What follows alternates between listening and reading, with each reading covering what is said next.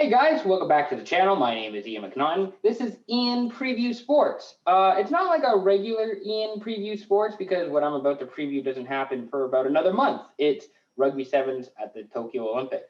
So pretty much we know the pools, what teams are in each pool for the women's and the men's tournament. We just don't know a schedule. We know what days we will see games on, but we don't know if Great Britain's playing Russia on July 29th or not, or July 26th or whatever. So pretty much what I'm going to do, I'm going to preview the pools.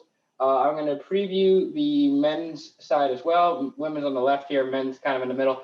Just ignore this for now. This is all the international matches that are going to take place, the men's 15s that are going to take place this week. I'm not going to preview these just yet. I'm going to do that Thursday, probably, maybe early Friday, because the Springboks play Georgia on Friday. So probably Thursday or Friday. So look out for that coming up this week. But today it's just going to be the women's tournament and the men's tournament in the 2020 Olympics in Tokyo. The 2020 standings, I don't know how well you guys can see this, but in these, there's each team here, and then the numbers are what their standings were at the time of the stoppage last year. During the HSBC World Rugby 7 series. So basically they have the series that they do every year, and then this is where the standings where each team was ranked at the time. The only weird team is Great Britain because they're a mix together. So they have players from England, Scotland, Ireland, Wales. So I did not give them a number because I thought that would be unfair instead of trying to average it out. So let's start with the women's tournament. Pool A, Great Britain, New Zealand, Russia, and Kenya. Pool B, we'll see France, Canada, Brazil, and Fiji together. And then finally in Pool C, Australia, China, USA, and Japan. You can tell I've been watching some Euro 2020 coverage. So let's start with Pool A a little bit. So you have New Zealand, who at the time of the stoppage last year was the #1 ranked women's rugby 7's team in the world. They're an awesome team. Any New Zealand rugby team is an awesome team. Their two toughest opponents will probably be Russia and Great Britain. As we know, with Russia, they beat Scotland at the Rugby Europe Championships Women's 7's tournament over the weekend against Scotland. So they're looking fresh. They're looking good. Look out for Russia. And then Great Britain, they played against the US this past weekend. They split the last game. They drew the last game. They had a few losses after that. So really, I think it's going to come down to New Zealand getting first in the pool, and then Russia and Great Britain having to decide who's going to be second and third in the group. Kenya, they were unranked last year. It's a nice story that they get to be a part of. They, beat South Africa as the best African team to get here. I don't see them doing a whole lot. I hope they can get a win. That would be really cool, but this is just a really challenging group for them. I don't see how they beat Great Britain, New Zealand, maybe Russia. Russia might be the one upset victory they have, but otherwise I don't see it for Kenya. Pool B on the women's tournament. You have France, Canada, Brazil, and Fiji. Really fun group.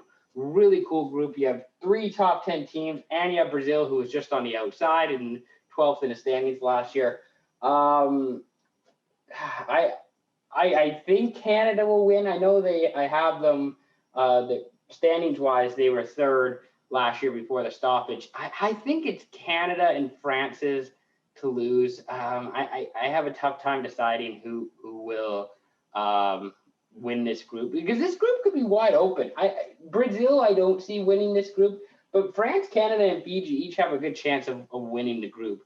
And those games are going to be really fun to watch. I can't tell you who's going to win Pool B, but Pool B, if there's any pool to watch, it's probably Pool B in any of the Rugby 7's men's or women's tournaments. I would say Pool B on the women's side is going to be really fun. Finally, Pool C in the women's tournament, you have Australia ranked #2 at the time of the stoppage last year. China at 13, USA was 5th, and Japan was 11th. So this one is going to be probably the Australians and the Americans fighting for the top spot, and probably China and Japan trying to not be last. That's probably how this is going to go. Watch out, yeah, the game to watch in this pool, Australia versus the US. Japan, I think, could pull off an upset. I wouldn't be surprised if Japan pull off an upset. On who, though?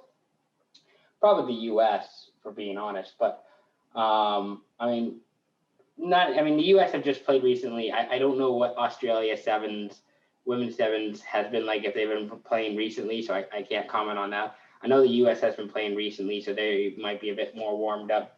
Have a bit more chemistry coming into Tokyo. So yeah, to recap, in the women's tournament, Pool A, Great Britain, New Zealand, Russia, Kenya. Pool B, France, Canada, Brazil, Fiji. And then Pool C, Australia, China, US, Japan. That really fun tournament. That's going to be really fun to watch. I'm excited to see how that goes. Men's tournament.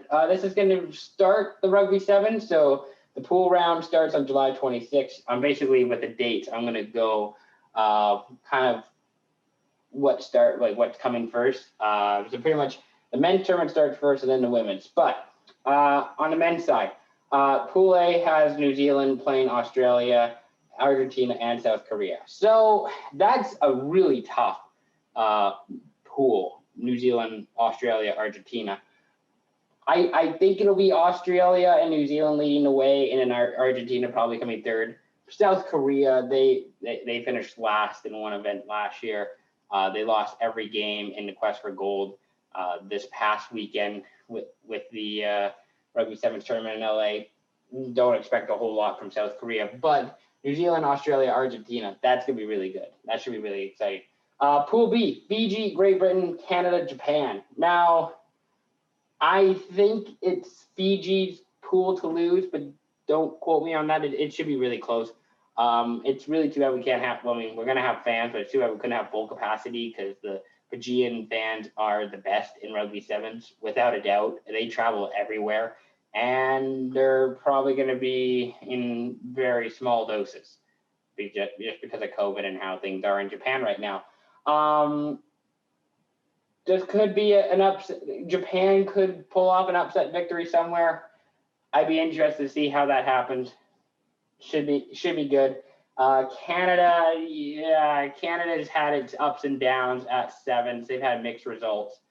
This isn't the best group, not the worst group to be in either. Expecting to be 2-1, 1-2 by the end of the pool stage. Finally, Pool C, South Africa, USA, Kenya, Ireland. Good mix of teams in here. No one's really awful. They've had success. They've been playing a lot recently throughout the past calendar year. In tournaments, they were at the Madrid 7s. They were at the Quest for Gold 7s. Kenya's been all over the place. Kenya's been doing great in terms of staying healthy, keeping active. So you like to see that. Ireland, they're the new hot shot. They haven't really had a whole lot of experience on the big level. They were hoping to get more of that last year. COVID hit, so they haven't got it. Craig Conroy is the guy to watch for Ireland. He's going to be really, really special to watch. Springboks and the Americans. I'm rooting for the Americans. I hope they do well. It's probably the Springboks pool to lose.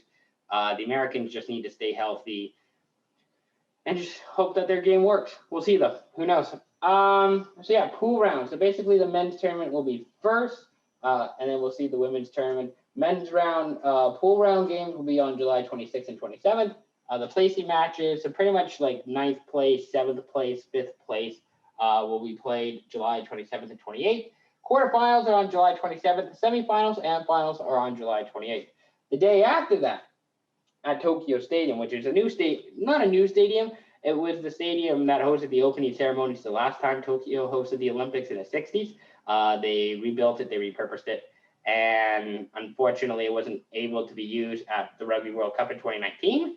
So instead, it'll be used for the Olympics. It'll host the opening ceremonies, I believe, and the Rugby 7s. Women's tournament. So the day after the men's final is over, the women start on July 29th. Pool round games are on the 29th and 30th. Placing matches are on July 30th and 31st. Quarterfinals, July 30th. Semifinals and finals, July 31st. No word yet, of course, on weather or what conditions are like. This is going to be, I believe, again, they have the opening ceremonies but there hasn't really been any events outside of the opening ceremonies because the stadium has been remodeled and repurposed. It hasn't seen a lot of events, so it'll be interesting to see what the venue is like. I don't know if I want to make my picks now. I'll just say teams to watch. I'll give 3 women's teams from each pool. Canada on Pool B is definitely a team I'm interested to watch. The U.S. in Pool C is a team I'm interested in watching. Both Canada and the U.S. are going to be really good, I think. I think Canada and the U.S., their rosters look really good. The U.S. is obviously coming off the Quest for Gold 7's at their tournament this past weekend. They're looking set. Both teams are looking really good. There's a chance that they could win their division by going undefeated. There's also a chance that they could be upset by the lower ranked teams in their pools. I just think they'll be good. I think they'll be close. They should be fun to watch. And then my team to watch in Pool A is Russia, because Russia got the win against Scotland in the Rugby Europe Championships this past weekend. Good stuff from them. I don't know that they're better than New Zealand or Great Britain, but they're definitely a team I'm going to be watching to see how they perform. Because I don't know if they're also, I guess, not Russia. They're, I guess, the members of the Russian Olympic Committee, but whatever. On the men's side, teams I'm watching, Pool A, Argentina.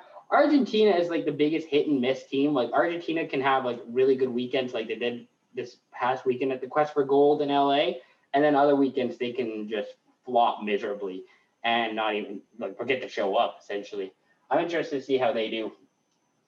Pool B. I'm interested in Great Britain. Again, the weird thing with Great Britain is that you got all these. It's kind of like a small Lions team where you got all these players coming from all different countries coming together, working together, and they have to go win gold. And they have to figure out the chemistry quick. They have to figure out who fits what where pretty quickly. It's a fascinating set of circumstances here. I don't know if it'll work, but we'll see. Pool C, the team I'm watching is probably Ireland because they are still young at 7's, competing on a high level at 7's compared to some of the other teams. I think they'll do well. I don't know if they'll do great, but I think they'll do well. They could upset the U.S. or South Africa. They should be really fun to watch. I'm excited to see how Ireland does. But a lot of good teams coming into 7's, which you would hope so because it's the Olympics. That's Ian Preview Sports. That's Ian Preview Sports, Tokyo 2020 Rugby 7's. I'll do more predictions as we get closer, as we get later on to the Olympics, as we get closer to the event. But thank you very much for watching this video. I hope you enjoyed it. Be sure to like the video and be sure to subscribe to the channel for more stuff like this. Again, thank you very much for watching. We'll do this again soon. Peace out.